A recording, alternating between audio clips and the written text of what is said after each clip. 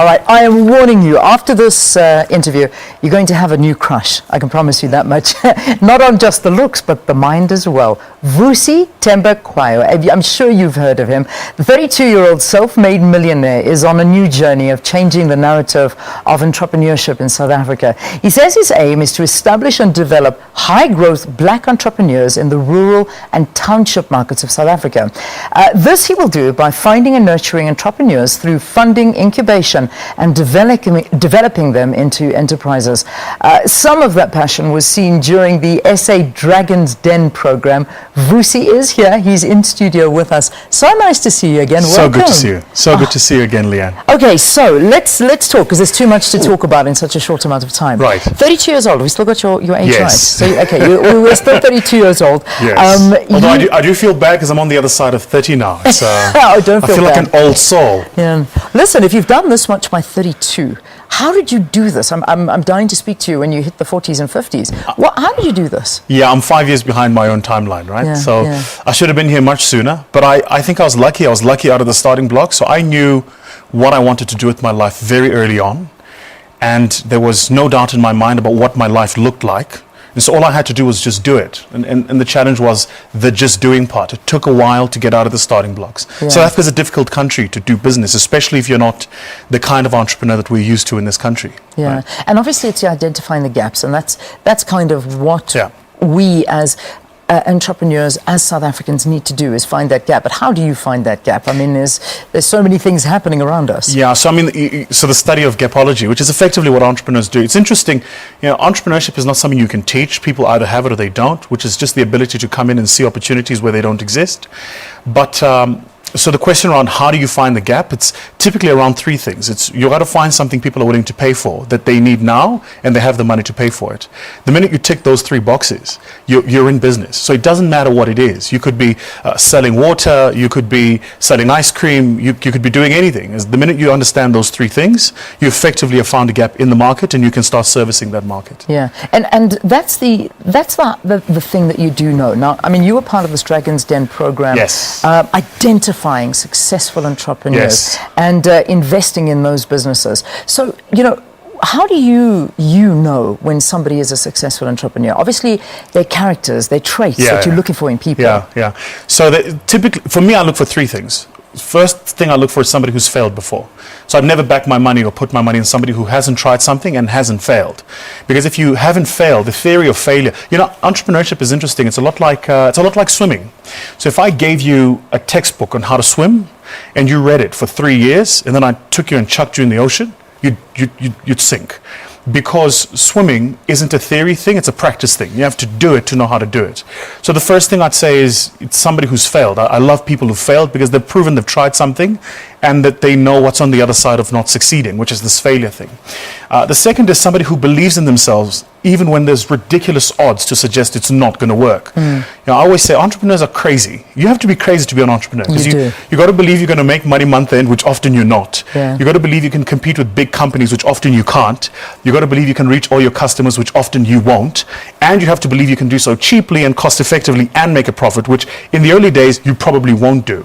If you don't believe those four things, you're not going to succeed as an entrepreneur. So you've absolutely got to be certifiable, absolutely crazy. And then the third thing is just people who are passionate. Like, you got to love what you do. Because I remember in the early days, the only thing that fed me was my passion. There was no money at the end of the month. In fact, there was too much month at the end of the money.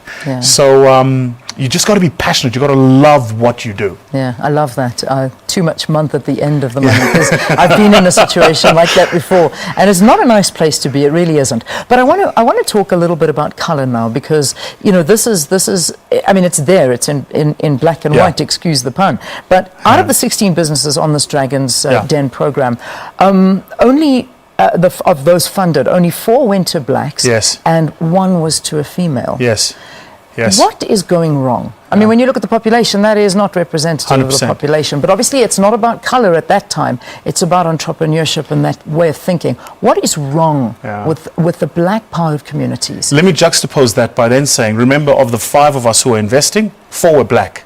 So just to be clear, you've got 80% investors who are black, but the investment complexion doesn't reflect the people investing or the dynamics of the country. And money does not know color, does it? 100%, which is the thing, right? So in this country, we've taken and this is I'm very unpopular for having this view, by the way, but entrepreneurship is not a race thing. You're either going to do it or you're not. Let me put it to you this way. Nobody has ever shown me favor in business because I was black. I was in business because I was in business. The fact that I was black then became an added advantage. So if you want to be in business because you're black, odds are you're not going to survive it. Because at the end of the month, the debit order doesn't ask you, are you black or white, so am I debiting your account or not debiting it? At the end of the month, your customer doesn't go, are you black or white, so am I paying you today or at the end of 30 days? They're going to pay you by their payment terms. So, you asked the question around why was that the investment complexion? It's typically because we have a very big problem in this country around developing real black entrepreneurs, but I mean real entrepreneurs, not the guy who registers a company, gets a tax clearance certificate, opens a bank account, then goes and starts applying, then goes and starts filling in database registration forms to wait for somebody to say supply me. That's not entrepreneurship. That's being a businessman. Those are not the same things. No, so we don't have that. What we also don't have, and the other thing we've done is we've taken, in the main, very talented black people and have done two things to them. Gave them very high-paying jobs in corporate, so there's no incentives to start a business, because I can go get an education and get a good job in corporate and live comfortably. Or, and this is the worst thing we did, is we then said, well, here's BEE transactions, so you can take 26% of a company you played no role in building, and tomorrow you can buy a Range Rover, just like that. So the minute you distort the reward risk system, which is what entrepreneurship is. I take a risk, in future I'm going to get a reward. The minute you distort it, people then don't flock to this thing called entrepreneurship. I spend a lot of time in Kenya, and I've often said, I will fund a Kenyan entrepreneur over South African yesterday. Because the Kenyans, boy, are in this thing for the long haul. Like when they build a business, they're building this business not for today or for tomorrow, they're building it for their children 3 generations from now. And that's what we're not getting right, right? I keep saying this to people, like, do you know there's no way in the world where the Jewish community is in wholesale poor? Nowhere on planet Earth will you ever find a poor Jewish community. It doesn't happen. And it's not because Jewish people come from another planet or they're celestial beings. It's because they simply have understood over generations the institution of building a business. So the father starts making cookies, he leaves the cookies business to his son, and the son makes cookies and then he opens a grocery business. Now they make cookies and they have a grocery business. And then the other son comes and he opens a hardware store. So 3-4 generations down, you've got 4-5 generations of money that's been circulated in the system, and they've taught each other business. Okay, so let's bring that into the South African system, because we don't have 4-5 generations of business and money that's been circulating in families. We haven't got that. We've got principles of affirmative action. We've got black economic empowerment. And what you're speaking is almost saying those aren't working. No, that's not what I'm saying. No, that's not what I'm saying. So I think you need to understand. So remember, BEE is a very complex machinery. It's a very complex mechanism.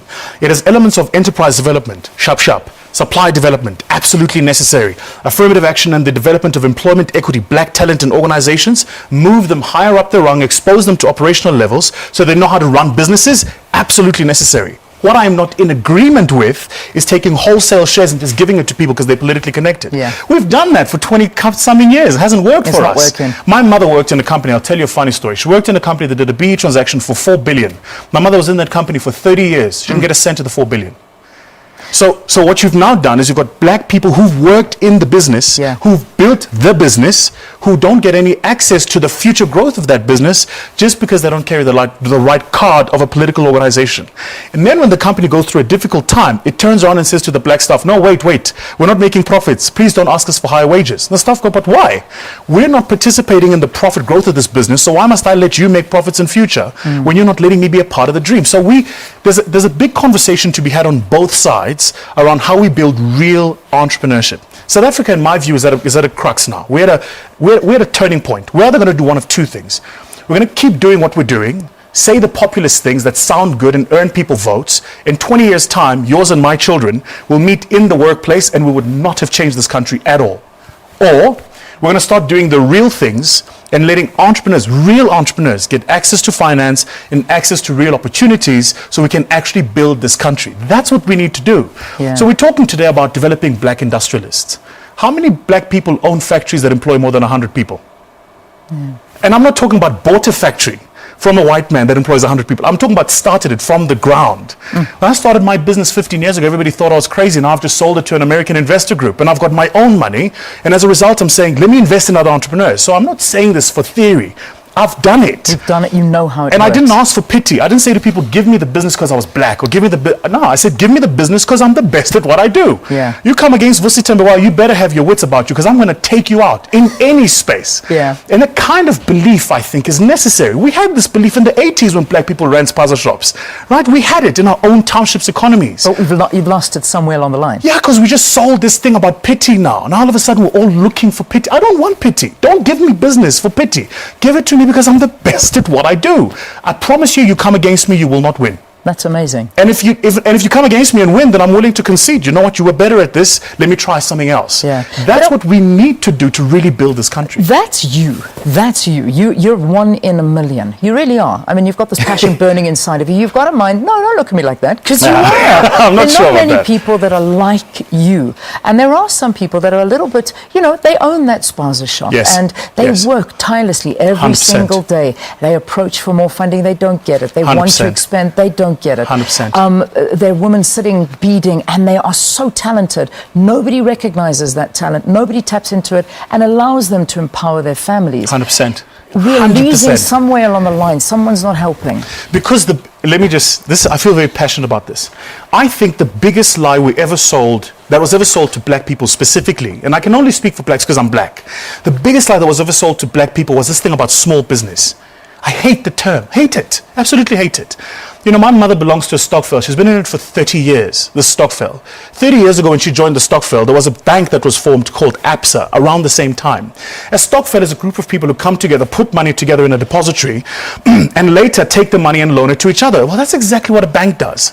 What do you think my mother's stokvel value is today? Very little. How big is ABSA? Listed on the stock exchange. Yeah. So the first thing we have to do to get the conditioning right is to teach black people that actually stop thinking small. You can start small, but don't think small. There's no difference between the mama who runs a spaza shop and ShopRite. Both are the same. You have a business in a physical building, a branding at the front, and stock that our customers come and buy every single morning. Yeah. So it's about us realizing we have to do the small things to start doing the big things. And state institutions, by the way, and this is important, state funding institutions have to stop looking for the easy way out. In this country, it's easier to get money to open a franchise than it is to start a real business. Why? Because franchisees don't lose money. It's a franchise. Steers gives you the formula and say, go and open there, sell that at that price. But what's entrepreneurship now if you're telling me what burger I must sell and at what price? And by the way, you control my till. And at the end of the month, I give you 20% of my money. Where's the entrepreneurship in this? How am I really creating intergenerational wealth if I'm just giving more money to Kevin Hedderwick? I'm not. Let's be honest about it. Give people money to start their own things. And if they fail, then let's be honest about the fact that we failed and keep doing it. The Afrikaners did it after they took power from the British. The Jews did it in Israel. We need to do the same thing, which is just do the hard work. Absolutely. I love your way of thinking. I'm tired for you. Yeah, I know. Your brain is moving. Okay, just quickly, we're gonna take a break here on the program, and afterwards we'll tell you how Vusi is giving away 40, inviting applicants for 40 businesses. But I'll tell you about that in a short while. Vusi, thank you for your time. Thank you very much. Very much. Thank you.